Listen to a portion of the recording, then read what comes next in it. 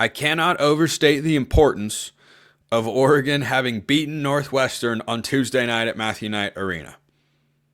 Was not a huge crowd, was not a huge game, needed to win it, got it done. So the 5-game losing skid is over for now. Hopefully that continues. There's still plenty of bad stuff. Let's get to the bad stuff, and then we'll end with the good stuff and the positive outlook. Rutgers is up next on Sunday at home. That's not good or bad. That's just what comes next for Dana Altman's squad here, who are 17-8, 6-8 in conference play. All right, here's the bad stuff. They played a great defensive first half. Northwestern is not very good. I don't know how they've won 4 conference games. I really don't. The Big Ten is the second best conference in the country by all the available metrics behind the SEC. They have a win over Maryland. They beat Indiana, USC, and Illinois. I don't know how. I really do not know how. I believe they were missing a player in this game, but they did have the leading scorer in the Big Ten, Nick Martinelli, who got it going in the second half. But Oregon actually did a good job. He was just 7 of 18 from the floor. But Oregon at home in a must-win game plays a great first half, just like they did on Saturday in East Lansing. And then in the second half, gave up 50 points. Northwestern scored 25 points in the first half. They are not a particularly skilled team. A better team would have beaten Oregon tonight. 50 points in the second half to Northwest. Just, oh, man. Not okay. That is, again, the Ducks failing to play good defense in the second half. And look, I understand when people get frustrated. Hey, why can't Oregon get off to stronger starts? Well, guess what? They did.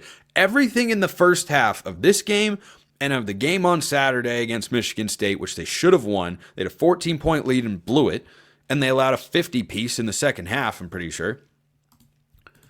Everything about the first half is what you're looking for from this team. Come out, get good shots, be knocking them down, play hard on defense, and make things happen in a good way. Yeah, they allowed 50 points in the second half for the second straight game. Pretty incredible.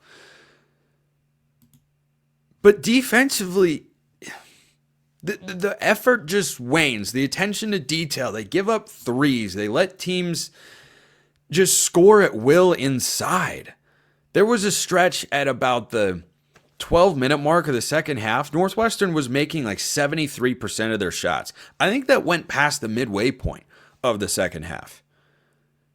This has to change. Has to change. And again, getting the win, important, good. Let's feel good about that they avoided catastrophe here. But the underlying sign there that they are allowing 50 points in a half for the second straight game, no bueno. Not good, not sustainable. So that's the problem. And in the first half, the defense was great, and it was helping the offense. Getting them easy shots, putting them out in transition. All of those things were really, really good. But then in the second half, they're not there. And you've got veteran guys and a veteran coach, and I don't know what's missing there. But that is the biggest glaring problem with Oregon right now. So something I talked about last week. That's really all the bad stuff that is here. You know, Oregon shot the 3-ball respectively, 8 for 21. They started to get a little 3-point happy, and then they got away from it. 8 of 21, I'll take that game in and game out for this team. They put up 81 points. Solid. 28 free throw attempts. They made 25 of them. That was huge in this game. 47% from the field overall. Lots of good things. So amidst the losing streak last week and the just massive letdowns that they couldn't pull it out at Michigan, who's the top team in the Big Ten right now, or hold on to a 14-point halftime lead against Michigan State and go minus 26 in the second half, is they scored 80 points on the road in both those games. They scored 74 and 76 points in those games. They allowed 80 or more, but they hit the 80-point threshold here. And if you continue that scoring pace averaging 75 points per game on the road against high-end quad one teams, and then at home you're hitting 80 plus points. That is fantastic offensively. And there have been offensive woes for this team. But as we have talked about with Dana Altman many times over the years, they start to put it together more as the season goes on. This offense is coming together. And it starts with Jackson Shelstad being aggressive. Only 2 guys actually hit threes for Oregon tonight. No surprise that Jackson Shelstad was one of them. He's been on a heater in conference play. He had a career-high 26 points. He was 8 of 11 shooting, 4 of 6 from 3, made all 6 of his free throw attempts. This is the Jackson Shelstad that I always knew was going to arrive. When he was struggling early in the year, I mean, he was a sub 30% three-point shooter, and he was well under 40% from the field. That's not who he was a year ago, and this guy is once again showing you why he's a preseason All-Big Ten selection. You talk about living up to the recruiting hype, he's that kind of guy.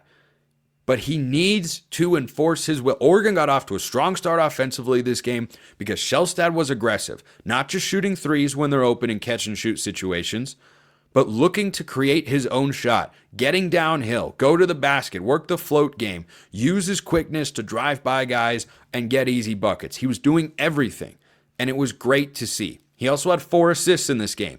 I talked about that recently as well. 26 points, 4 assists. When Jackson Shelstad does that, Oregon's going to be a tough team to stop offensively.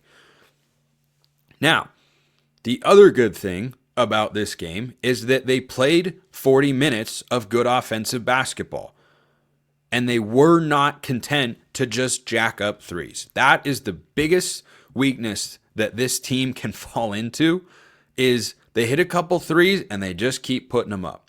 Just keep putting them up, keep putting them up. I thought they did a much better job trying to find an inside scoring presence. The